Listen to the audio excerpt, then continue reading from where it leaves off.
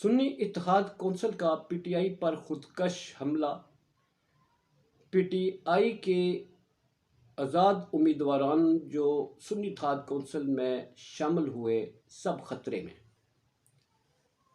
دوسری طرف مریم صاحبہ کی بڑے احکامات، اس پہ بات کرتے ہیں۔ بسم اللہ الرحمن الرحیم۔ بریکنگ آلویز کے ساتھ ناظرین اکرام، میں ہوں فیصل سعید۔ امید کرتا ہوں اب جہاں بھی ہوگے رب تعالیٰ کی پناہ میں عافیت سے ہوں گے۔ ناظرین، الیکشن ہونے کے بعد بھی اس وقت ایک ملک میں تلا تمسا ہے، ایک بے چینی سی ہے، اور یہ ہر جگہ بے چینی پائی جا رہی ہے، کوئی ایک جگہ نہیں ہے۔ یہاں پر جہاں اطراف جرم ہو رہے ہیں تو وہیں پر پارٹیوں کے اندر سے سلسلے جو ہے، اندر سے آوازیں وہ اٹھ رہی ہیں۔ اس وقت سنی اتحاد کونسل جو ہے اس نے عمران خان کی پیٹھ میں چھرا گھونپ دیا ہے۔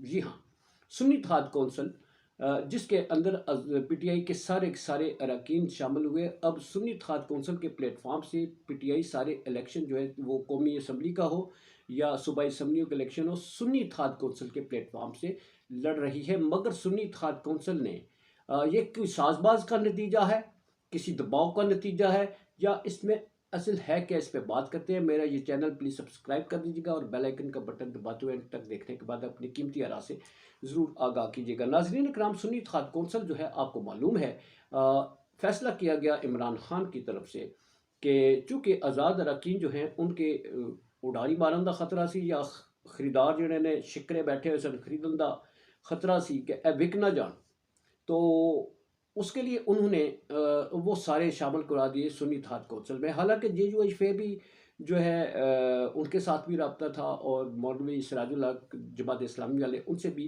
بات ہو رہی تھی، مگر اس میں بات بنی، اگر ان کے ساتھ ہو جاتا تو شاید یہ مسئلے درکار نہ ہوتے۔ مگر اب سنی اتحاد کونسل نے جو ہے ایسا تیر مارا ہے کہ دیکھا جو تیر کھا کے قدمی گاہ کی طرف اپنے ہی دوستوں سے ملاقات ہو گئی۔ تو وہ جو سلسلہ تھا پی ٹی آئی کا کمزور ہو رہا تھا، اس کا پتہ لگ گیا کہ جناب کمزوری کتنے ہے۔ اور یہ ایک خفیہ خط لکھتے ہیں جی سنی اتحاد کونسل کے چیئرمین جو ہیں، وہ الیکشن کمیشن کو خط لکھتے ہیں، مگر اس خط کی وہ ذرا سی بھنک بھی نہیں پڑنے دیتے عمران خان کو یا پی ٹی آئی کے کسی بھی رکن کو یا وکیل کو بھی، جو پی ٹی آئی کے جو کیس لڑ رہے ہیں مخصوص نشستوں کے حوالے سے، وہ کیس لڑ رہے ہیں، اور اندر سے سنی اتحاد کونسل والے وہ خفیہ خط لکھ دیتے ہیں کہ جناب اے جڑے کیس لڑ رہے ہیں انہاں ساڈا کوئی دلچسپی نہیں۔ وہ لکھتے کیا ہیں؟ وہ لکھتے ہیں الیکشن کمیشن کو کہ ہمیں مخصوص نشستوں کے حوالے سے جو پی ٹی آئی اس وقت انسٹینس لے رہی ہے، ہمیں اس سے کوئی دلچسپی نہیں۔ یعنی سنی اتحاد کونسل اس موقف سے ہی پیچھے ہٹ گئی جو پی ٹی آئی اس وقت کیس لڑ رہی ہے الیکشن کمیشن میں۔ الیکشن کمیشن میں مخصوص نشستیں ہیں جو لینے کے بعد پی ٹی آئی کی پوزیشن سٹرانگ ہو جاتی ہے، وہ وزیر اعظم کا جو الیکشن لڑنے کے لیے مضبوط پوزیشن میں آ جاتے ہیں۔ انہوں نے لڑا ایک دن دو دن پہلے پنجاب اسمبلی میں بھی، وہ سنی اتحاد کونسل کے پلیٹ فارم سے الیکشن لڑے، مگر اس پلیٹ فارم کے چیئرمین جو ہیں اس نے ایسا کسن مارا ہے پی ٹی آئی والوں کو کہ علی ظفر صاحب وہاں ان کے ماتھے پہ پسینہ آ گیا۔ یہ بات سن کر وہ نشستوں کے حوالے سے بڑی زبردست بحث کی انہوں نے، پائے کے وکیل ہے پی ٹی آئی کی طرف سے بیرسٹر علی ظفر صاحب، اور ساری بحث سنتے رہے۔ اب چونکہ چیئرمین جو الیکشن کمیشن کے پاس تو خفیہ خط پہنچا ہوا تھا، وہ اندر ہی اندر مسکرا رہے تھے، بھائی جی تسی کیوں وقت ضائع کر رہے ہو؟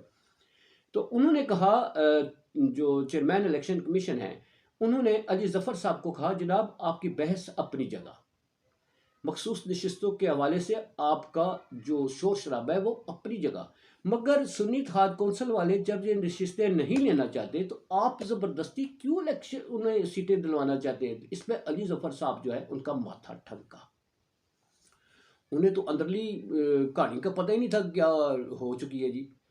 انہوں نے کہا جناب ہمیں مخصوص نشستیں چاہیے، یہ سنی اتحاد کونسل جو ہے اس کا حق بنتا ہے۔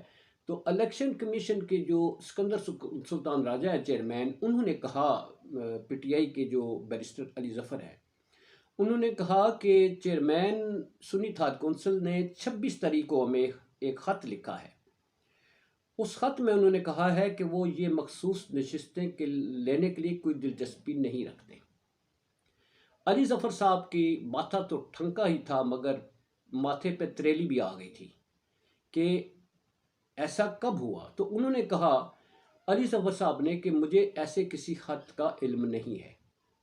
یعنی ناظرین غور کیجئے، 26 تاریخ کا سنی اتحاد کونسل کے چیئرمین نے خط لکھا ہوا ہے الیکشن کمیشن کو کہ ہم مطلب ہے دستبردار ہو گئے، ہم سیٹیں نہیں لیتے، اور اس کی پھڑک بھی نہیں پڑنی دی پی ٹی آئی کے کسی شخص کو۔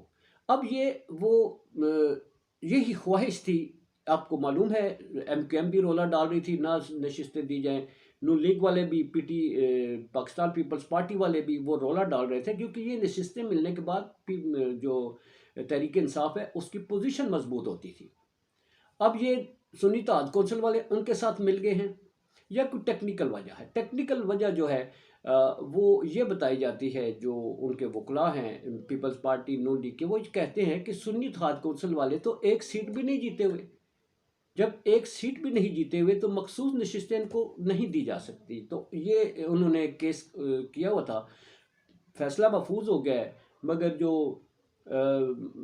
سنی اتحاد کونسل والوں نے اس وقت خودکش حملہ کیا ہے پی ٹی آئی پر، وہ شاید آنے والے دنوں میں مزید گمبھیر ہوگا، کیونکہ الیکشن جو قومی اسمبلی کا ہے، وزیر اعظم کے چناؤ کا، اس میں یہ سیٹیں بہت ضروری تھی، جس سے ڈینائل کر کے سنی اتحاد کونسل نے پی ٹی آئی کو ایک اچھی خاصی مصیبت میں لا کھڑا کیا ہے۔ اب وہ آزاد اراکین کے مستقبل کا معاملہ ہے، وہ کیا بنے گا؟ یہ تو رہی یہ بات۔ تو مریم نواز صاحبہ جی اس وقت کافی ان ہیں، بڑے سخت فیصلے لے رہی ہے۔ پنجاب کا صوبے کو صاف ستھرا رکھنے کے لیے 1 ماہ کی ڈیڈ لائن دے دی ہے۔ پہلے جتنے بھی وزرائے اعلیٰ آئے ہیں، بشمول نگران جو اس وقت ہمارے محسن نقوی صاحب ہیں، وہ بھی لاہور سمجھتے ہیں کہ لاہور پنجاب ہے، اس پہ جو ہے کافی انہوں نے فوکس کیا ہوا تھا صفائی ستھرائی کے حوالے سے۔ اگر دیکھیں باقی ترقیاتی کام تو چلے، وہ بھی لاہور میں زیادہ کیے گئے ہیں، مگر مریم نواز صاحبہ نے آ کر چینج یہ لائی ہے کہ پورے پنجاب کو انہوں نے کہا ہے کہ میں صاف ستھرا دیکھنا چاہتی ہوں، گلیوں میں ابلتے گٹر کہیں نظر نہ آئے، سڑکوں پر کچرا کہیں نظر نہ آئے، صاف ستھرا پنجاب۔ 1 ماہ کی ڈیڈ لائن انہوں نے کہا کہ میں کسی کو نہیں بخشوں گی، کسی کا لحاظ نہیں کروں گی۔ دیکھیں اس پر عمل ہوتا ہے، یہ نہیں ہوتا ہے کہ نیا سے چور تھانے دار آتا ہے کسی علاقے میں تو تھر تھری تو ایک دفعہ ڈال دیتا ہے، تو بعد میں آپ دیکھتے ہیں کچھ عرصے بعد سارا کچھ ویسے ہی چل رہا ہوتا ہے۔ تو مریم صاحبہ اس میں کامیاب ہوتی ہیں یا نہیں ہوتی؟ اللہ کرے لوگوں کے اچھے جو کام جیسے بھی ہیں، جس طرح سے بھی ان کے چناؤ ہوا ہے، اگر وہ عوام کی فلاح و بہبود کے لیے کام کرتی ہیں تو دیکھتے ہیں وقت کے ساتھ ساتھ کیا ہوتا ہے۔ اجازت چاہوں گا۔ پاکستان زندہ باد، پاک افواج پائند آباد۔